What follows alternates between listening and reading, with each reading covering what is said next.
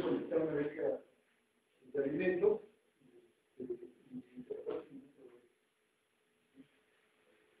Creo que el banco vale para que tengan una comunidad. No en esta característica, pero que hay apoyo. Bueno, ya tenemos la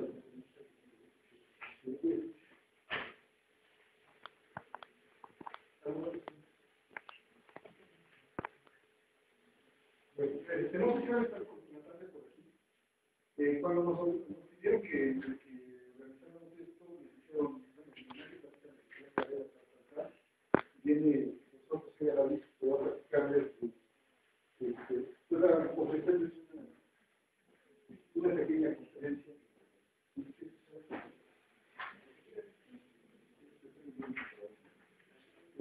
Era una tarde, me dijeron que estar claro que la mañana está en la tarde. En la tarde voy a dar una plática similar, pero hay una actividad diferente. En la tarde vamos a tener una clase abierta. ¿Qué quiere decir? Que a las 5 de la tarde aquí va a haber una clase, pueden ver, y después de la clase ya voy a platicar de esa clase. ¿Por qué vamos a hacerlo así? Porque la clase tiene su horario, no puedo decirles a los alumnos, no requiere una sola hora, entonces, si pueden venir en la tarde, la clase abierta para que vean que tengan una clase en la tarde, vale la pena. Por lo tanto, los dejo con el profesor José de la vida. Ahora mismo, ¿qué hace? ¿Qué hace un profesor? ¿Qué le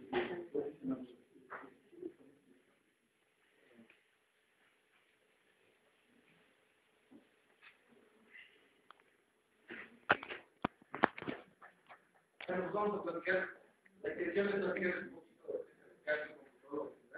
¿Qué significa la computación? Referir el día como todo lo que es más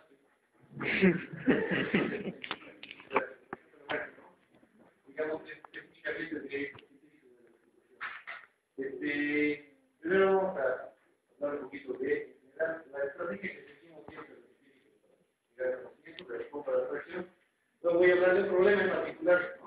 Como para ejemplificar una pequeña probabilidad de un ámbito muy particular, pero que servirá para los propósitos que tengo pensado. Y luego una conclusión respecto a la actividad que podemos realizar con todo. Bueno, el mundo es un lugar bastante complicado. Sobre cada pequeña cosa que se descubra del mundo hay un sinnúmero de factores que influyen en cómo es que las cosas se comportan, ¿no? Si pensamos las cosas así como están, digamos, es prácticamente imposible de lograr cualquier fenómeno del mundo, ¿no? Vean, por ejemplo, una canica en una mesa, una canica de vidrio en una mesa, ustedes no jugaron, ¿verdad?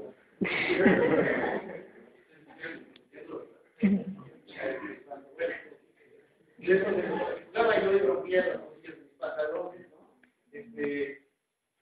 ¿Qué regula o qué es lo que determina el movimiento de la canica seguramente inclinada?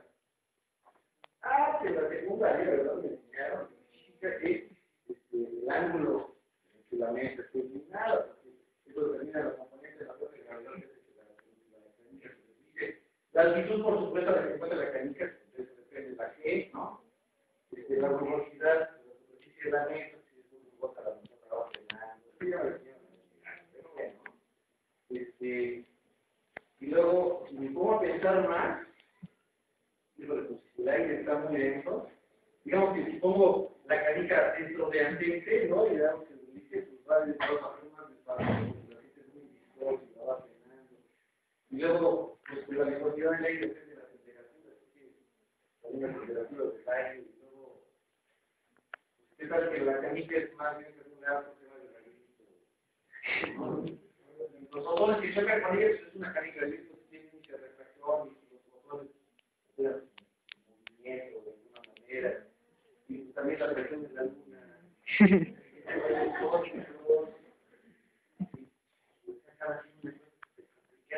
¿Quién va a estudiar el año? Entonces, lo único que nos queda para hacer ciencia es simplificar las cosas, ¿no? Curiosamente, contrario a lo que solemos considerar en la lenguaje cotidiano abstracción, es una simplificación. Cuando decimos el lenguaje cotidiano es muy abstracto, que creemos que es muy complicado, y es justo lo contrario que pretendemos, ¿no? Cuando decimos que es abstracto, es que es una simplificación de algo que realmente era complicado de hacer.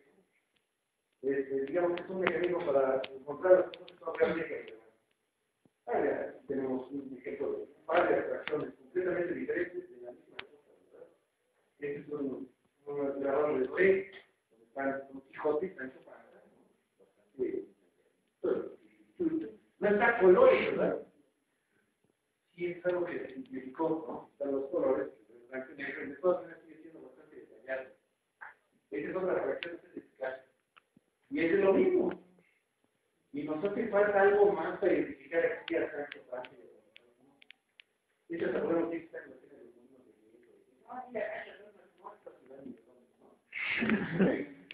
de no necesitamos más, con eso nos basta, ¿verdad?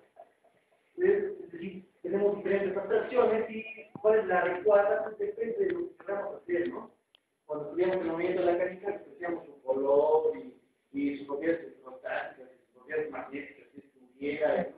Nos quedamos solo con lo esencial, lo que creemos que es esencial para explicar eso que no nos estamos viendo. Y bueno, de haber considerado, por ejemplo, importante la temperatura del aire pisa, Galileo no hubiera descubierto o avisorado la luz de la gravitación universal. Entonces, ¿qué importa decir no? No, sí, es del fenómeno. Y a veces lo que suele ocurrir en la ciencia es que decimos, esto es lo que se hace realmente, ¿no?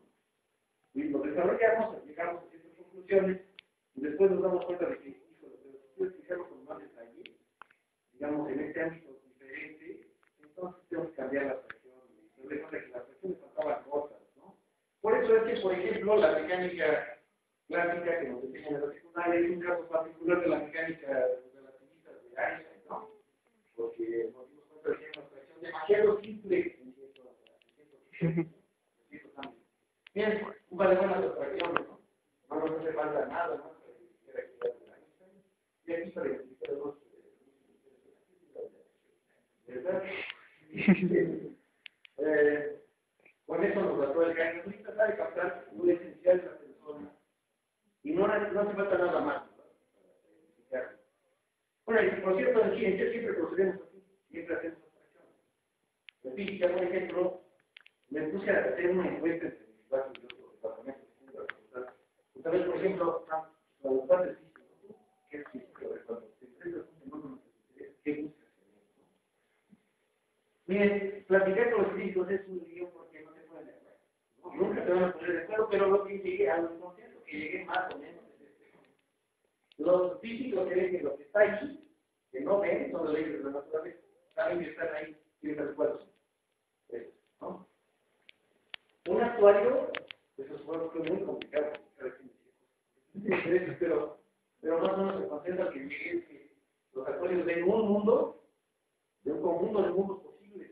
Entonces tratan de evaluar cuál es la probabilidad de que cada uno de esos diferentes mundos ocurra, cuáles mundos son riesgosos para mí, cómo evalúo ese riesgo y cómo cuantifico cuánto me va a costar cada uno de ellos, cómo logro evitar que ocurran las condiciones favorables. Eso es más o menos.